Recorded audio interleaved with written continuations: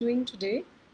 Good to see you again uh, for this week's discussion. And today I chose the topic of savoring. This is in fact a follow up from my last week's video, which was on gratitude. So, savoring is a follow up for last week's session, and I start with this particular phrase from neuroscientist Rick Hansen, who said that our brains are like Velcro when it comes to negative news and like Teflon when it comes to positive news.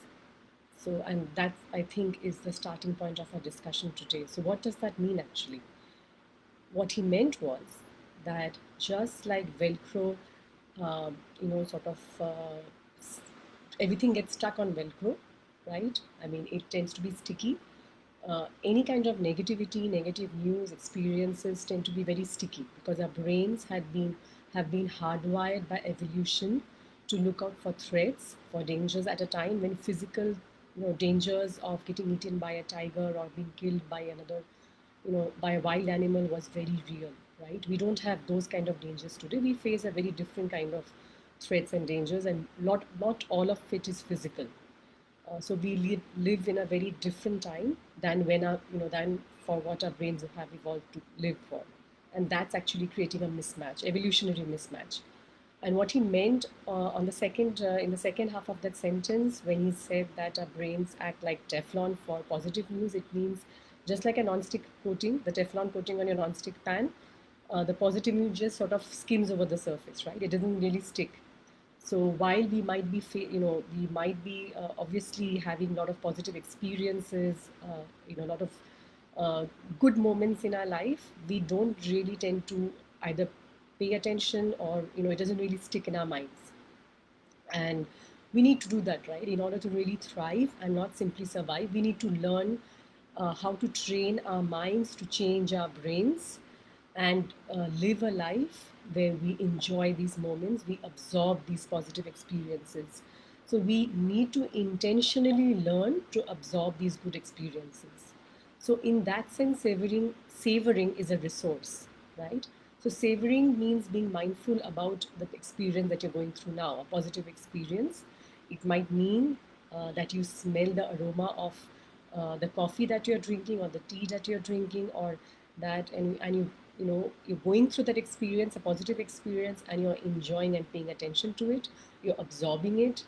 You can reflect back upon that later on, those good moments. You can take a picture. So there are various ways of savoring it. It can be done in the past, present, or future. But right now, at this moment, when you're going through a good time, you are enjoying every moment rather than thinking, when will it come to an end, or what will happen when it comes to an end, which it will. So you do not, you really are in this moment to enjoy it. So savoring, as I mentioned, is a resource, and it does three things for you, right? One is that it helps you to embrace the good that is in your life, right? Your family, your the conversations that you have with your friends and loved ones. So all that is good in your life, it helps you to embrace it wholeheartedly. Secondly, it keeps you grounded in the present because our minds are always wandering. So it helps to bring the mind back from wandering on, all around to the present moment. And this is particularly useful at a time like this when there is a worldwide pandemic going on. So our minds are typically constantly, in the future with worries about the future. It's quite, um, I mean, it happens, right? It's quite normal. But the point is, if we're constantly living in the future, we are not really present. Neither are we present with our family, nor are we present with ourselves, right?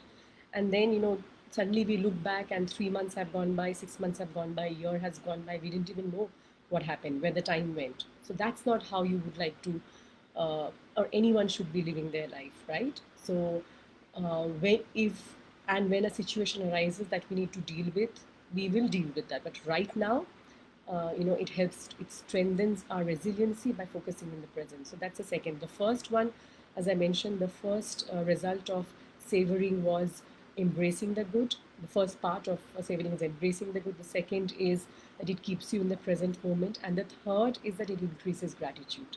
So gratitude is a topic that I discussed in the last video. You can go back, you know, and check that out. But these are the three main points I wanted to make today. And how do you do that? The way that you do it is that you take part in a positive experience, right? And it can be any kind of positive experience. It can be as small or as big as you would like it to be. It can be having a cup of your favorite beverage, taking just 10 minutes in your day to sit and relax and enjoy that cup of tea or coffee without thinking about what you need to do in the future, what happened in the past, enjoying the aroma, enjoying the fragrance, the taste, right? And the feeling of that beverage in your mouth and in your body. So that's a very small way, a very easy way to savor positive experiences in your daily life. It can be reading some poetry or reading some inspirational book, right? It can be anything, or an article also, listening to some music and really listening to the music, really enjoying it, not trying to do something else at that time. There's so many different ways of savoring, and you can always make a note of that. In fact, research shows that when you actually, for a while at least, make a note of that, it increases or rewires your brain, right, over a period of time. And you start to see more and more of these good things in your life, and it becomes easier and easier to do so. So I challenge you to do this for a week. If you have already started keeping a journal for, writing down gratitude about things that you're grateful for, you can add this to that as well, or you can do it in a separate way. So what you can do is you can write one thing that you one good experience that you had in a day and how it made you feel, and you can take a picture of that. You can write about it, right? So there are different ways of rewiring your brain, training your mind to look for the positive. So I would like you to ask yourself these questions. These questions will help you to see how much savoring do you actually practice in your life, right? It might just help you to shed some light about this particular aspect of uh, positive emotions. One is, do you let yourself enjoy a compliment, right? Think about it. When was the last time you actually enjoyed a compliment that somebody gave you, or do you just shrug it off? Secondly, have you enjoyed a delicious meal lately? Have you really paid attention to what you were eating, or were you just rushing through? Right? I mean, we all live busy lives. It does happen, but do you take time to enjoy your meals, especially if you're having it with your family? That's another question that you need to ask yourself. Another one is, can you really feel the love that you feel for other people, that you have for your family members and for your friends? Can you revel in that? Can you feel, do you feel more alive? That's savoring. um, are you prone to taking a breath of fresh air? That means that, do you pause in your day? Do you pause, do you take a moment, right, to feel the fresh air around you, or just simply be and do nothing? Do you take time to do that? Or do you let yourself laugh out loud when you're happy? Or do you hold yourself back? So that's another way of savoring your happy moments in your life. And do you take pictures to remember great times? Of course, we all take pictures nowadays. I mean, that's become pretty common. We all have a smartphone in our hands. But do you honestly take pictures just for the sake of taking pictures, or actually for capturing that moment, which you would probably want to revisit later on, right? Not to be put on social media, etc., but for yourself. So these are some of the questions that I would like you to ask yourself. Take a few minutes over the weekend or during the week, and do that. And I would like to leave you with this story. I think this story encapsulates all that I have been sharing with you in this video. So again, if I first summarize what I have discussed, is that one, our brain is wired for looking out for danger, for threats. This is called negativity bias, right? So we are geared up for survival, but it does not really help us to thrive. It may not really help us to thrive. It's very good when we are facing threats and dangers, but it sort of does not help enhance our life, the quality of our lives.